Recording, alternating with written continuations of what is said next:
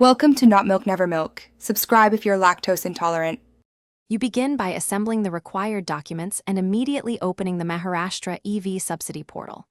You need Aadhaar, PAN, income and address proofs, plus the vehicle RC and manufacturer certificate.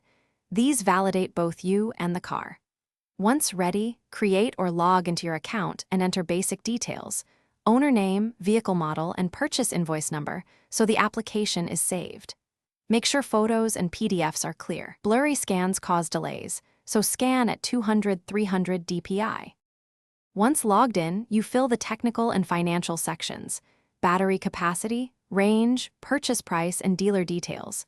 You must upload the purchase invoice, dealer subsidy certificate, valid insurance, and canceled check for direct benefit transfer. After entering bank details, select the specific Maharashtra subsidy scheme and claim type. The portal will show the estimated amount.